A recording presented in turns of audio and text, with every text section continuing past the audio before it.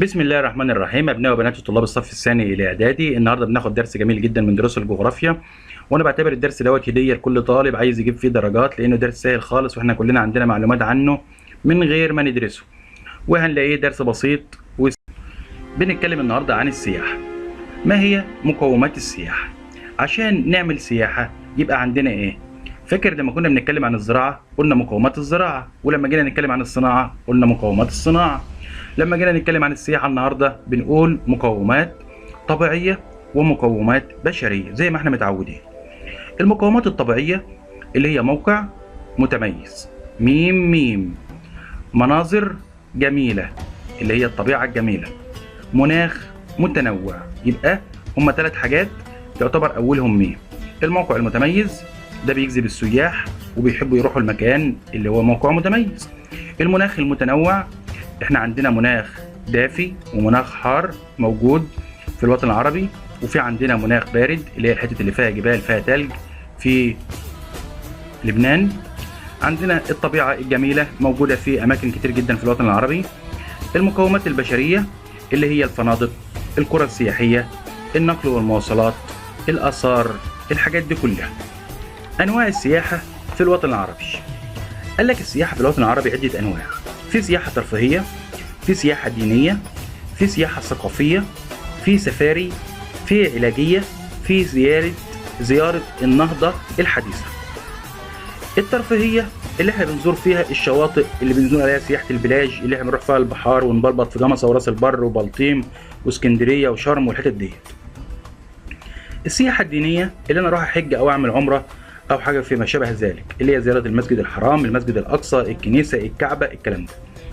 السياحة الثقافية ديت اللي انا عايزك تاخد بالها منك قوي، تاخد بالك منها، لان احنا بنعتبر ان احنا لما نروح نزور الاقصر او نزور الاهرامات دي سياحة ترفيهية. لا، دي سياحة ثقافية، ودي بيجي فيها اسئلة كتير وبتلخبط الطلبة الشطار. يبقى السياحة الثقافية ان احنا بنزور المدن والحاجات اللي لها تاريخ، بنزور الاثار زي تدمر في سوريا والاقصر في مصر. واحفظ بقى تدمر ديت، حط تحتها خط. سياحة السفاري وهي زيارة الصحاري ومناطق الغابات والحشائش.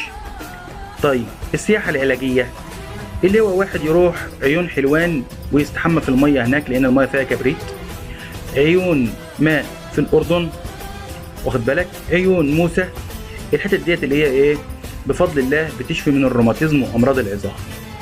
واحنا بنشوف ساعات كتير واحنا ماشيين على البلاج نلاقي واحد دافن نفسه في الرمل على اساس ان ايه الرمل يعني هيسحب الروماتيزم من جسمه.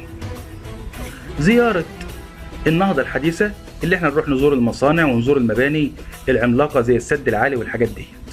يبقى انا لما اجي اقول لك ايه هي انواع السياحة تقول لي ترفيهية، دينية، ثقافية، سفاري، علاجية، نهضة حديثة. ماشي يا جماعة؟ ما هي أهمية السياحة؟ السياحة بتزود الدخل القومي زي الزراعة والصناعة، بتوفر فرص عمل للشباب زي الزراعة والصناعة، بتحقق التقارب والتفاهم بين الشعوب.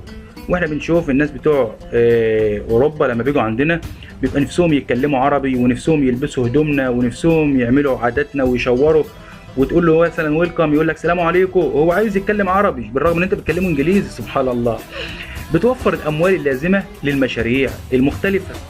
يبقى انا عندي السياحة بتزود الدخل القومي وتوفر فرص عمل وتحقق التقارب والتفاهم بين الشعوب وتوفر الاموال اللازمة للمشاريع المختلفة، وبتوفر برضو العملة الصعبة، وبترفع من مستوى معيشة الناس اللي شغالة فيها، وبترفع من اسم مصر وسمعتها عالميا.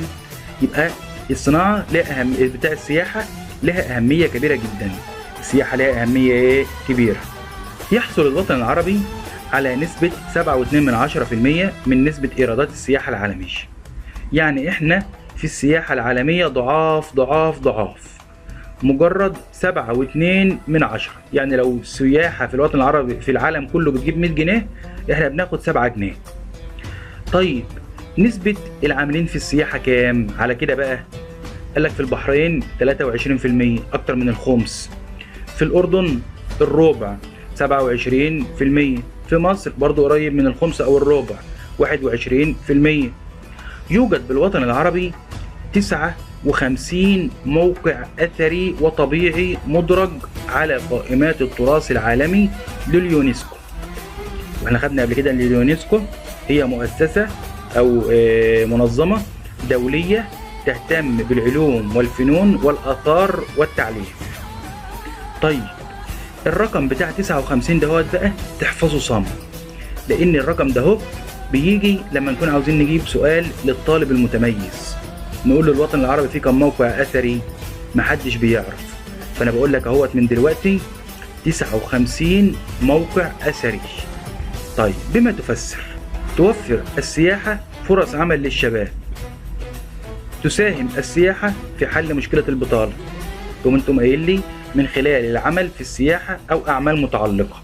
واقول لك على حاجة، السياحة بتشغل حواليها حوالي 70 صناعة وشغلانة وحرفة حواليها، زي بقى السواقين وزي الفنادق وزي صناعة البرد وزي غيره وغيره وغيره. طيب بتحقق السياحة التقارب والتفاهم بين الشعوب ازاي؟ تقول لي من خلال التعرف على عادات وتقاليد الشعوب. يبقى لو جيت وقلت لك بما تفسر تحقق السياحة التقارب بين الشعوب، تقول لي من خلال التعرف على عادات وتقاليد الشعوب. توفر السياحة فرص عمل، تقول لي من خلال العمل في السياحة وأعمال متعلقة بها لنسبة كبيرة من الشباب. زي ما تعودنا في كل درس بناخد جهود الدولة لتحقيق التنمية في الصناعة، في الزراعة، في التجارة، في السياحة. قال لك الدولة ممكن تعلن عن المناطق السياحية والأثرية، فالناس تعرف من خلال النشرات والمؤتمرات. التنسيق بين الدول العربية من خلال المنظمة العربية للسياحة، أقول لهم أنتم ممكن تعملوا عندنا أفواج وإحنا ممكن نعمل عندكم أفواج ونتبادل السياحة.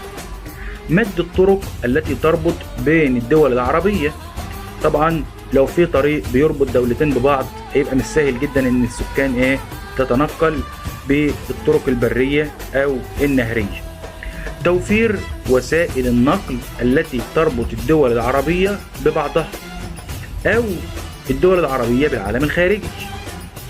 التوسع في انشاء الفنادق والقرى السياحية. وبعدين المعاملة الحسنة مع السائحين. 1. الإعلان عن المناطق السياحية والأثرية في النشرات والمؤتمرات. 2. التنسيق بين الدول العربية من خلال المنظمة العربية للسياحة. 3. مد الطرق التي تربط بين الدول العربية. 4. توفير وسائل النقل، يبقى مرة هعمل الطرق ومرة هعمل وسائل النقل اللي بتمشي على الطرق. التوسع في إنشاء الفنادق والقرى السياحية لا ينام فيها. المعاملة الحسنة الجميلة. واحنا برضو عشان ما ننكرش، عندنا الشعب المصري بيحب السياح وبيحب اي حد بيجي عندنا، وتلاقي نفسنا نتكلم وياهم ونفسنا نتصور وياهم. فالشعوب بتحب العرب او بتحب المصريين وتقول عليهم عشريين، تمام كده؟ حتى زي ما قلت لك تلاقيهم بيحبوا يلبسوا هدومنا ويحبوا يتكلموا لغتنا ويحبوا يتقربوا مننا جدا جدا جدا. أنشأت الدول العربية المنظمة العربية للسياحة. طب إمتى تم إنشاء المنظمة العربية للسياحة؟ سنة 2005. طب فين مقر المنظمة العربية للسياحة؟ في مصر. طب ليه أنشأت المنظمة العربية للسياحة؟ أقول له لتدعيم وتنشيط السياحة في الدول العربية. تمام؟ يبقى أنا عندي منظمة عربية للسياحة مختصة بأمور السياحة، مقرها في مصر، اتعملت من سنة 2005، يعني بقى لها حوالي 10-11 سنة. تمام كده؟ وبكده نكون انتهينا من الدرس بتاع النهارده. اتمنى يا رب تكونوا استفدتم. اي حد عنده سؤال او استفسار يا ريت يبعتهولي على الفيسبوك على مستر عماد حمدي خليل، او على صفحتي في اليوتيوب تحت في التعليقات. سؤال النهارده: انواع السياحه ايه؟ انا عندي السياحه نوعين، اللي يعرف يكتبها لي تحت في التعليقات. والسلام عليكم ورحمه الله وبركاته.